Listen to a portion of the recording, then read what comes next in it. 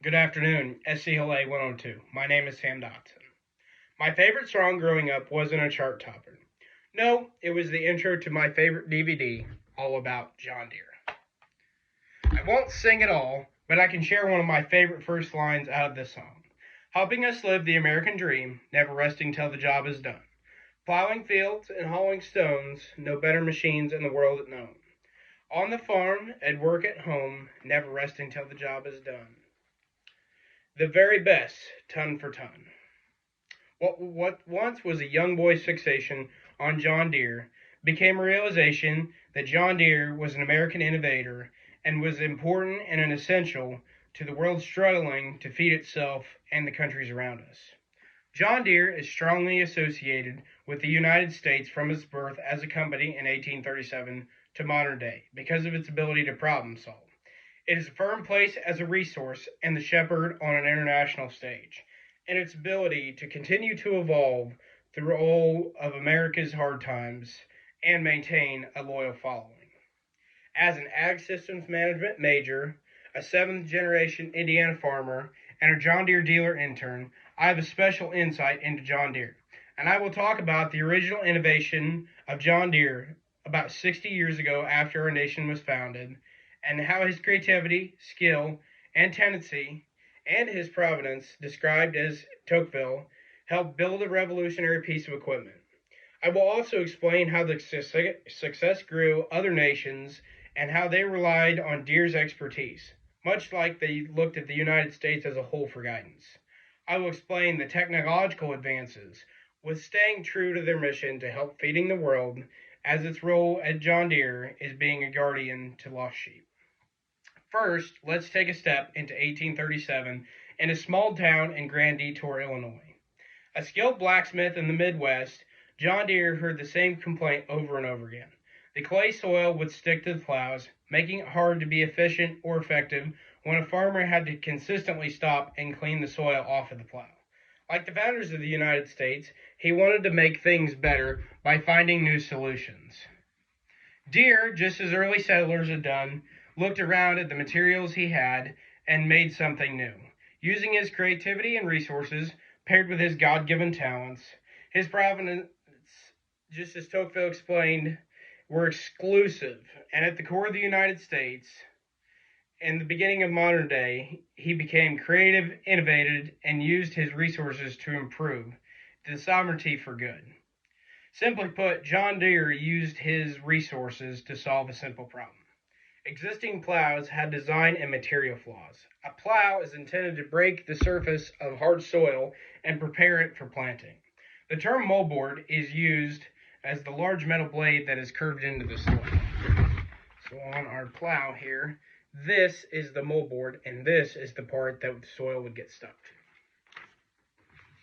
Cast iron stuck to clay soil very badly.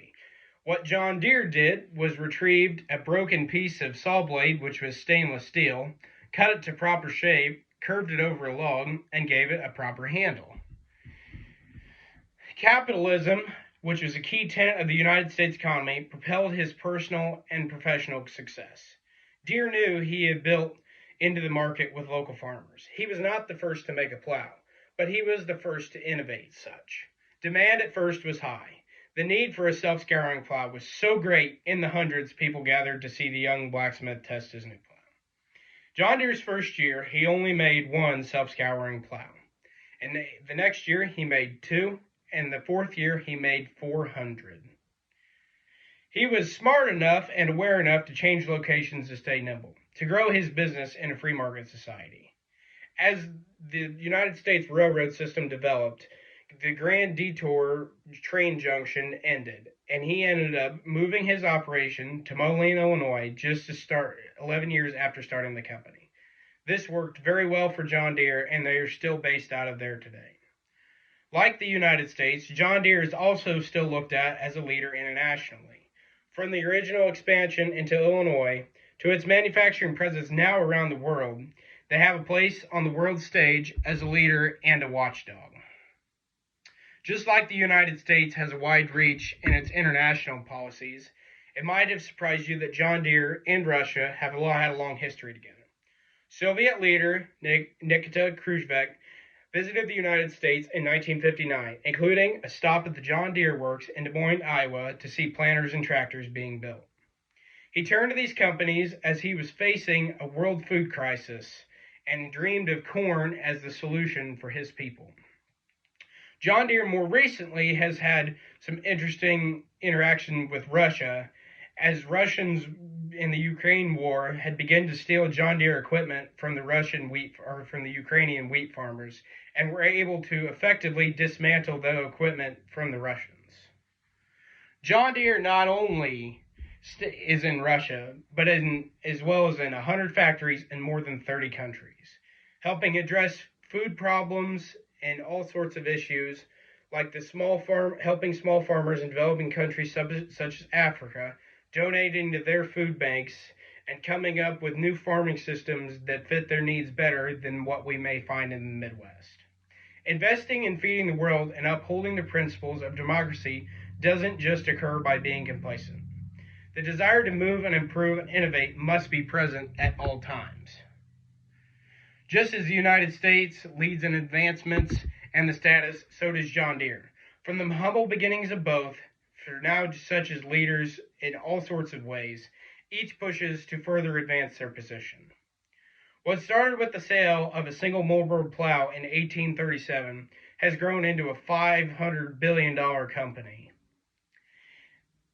Deere was originally regarded as a blacksmith failure in Vermont, but overcame that distinction to find great success with all his manufacturing prowess. Today, John Deere enjoys impressive brand recognition and loyalty from both the ag side, the construction side, the forestry side, and the homeowner side. Their Leaping Deer trademark is recognized worldwide.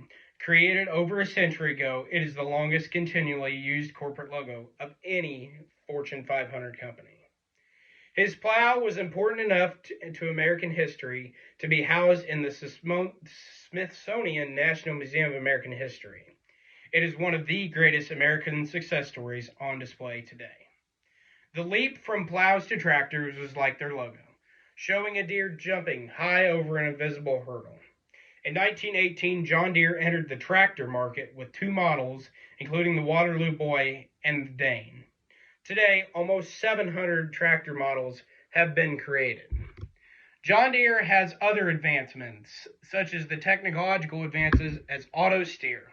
Auto steer is technology using GPS systems to steer the tractor straight in a field and does not require driver operation. This greatly increased farmer efficiency and also reduced soil compaction, as there were less trips needed across the field. Other technological advances were machine links, and these machine links allow the machine to talk to the dealership system, just what I experience every day, and allow maintenance and parts to be ordered through the machine instead of an operator having to stop to do so. I've explained from humble beginnings, the American dream, the desire, the problem, and the great advancements of worldwide influence. I could be talking about Deere America. They are closely woven, as their 186 years together prove.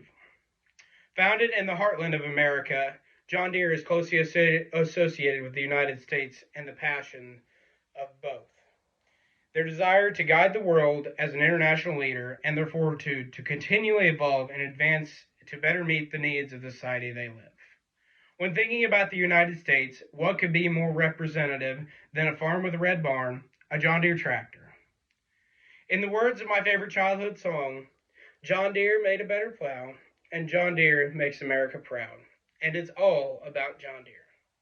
Thank you for letting me share my love for the United States of America and John Deere. Thank you.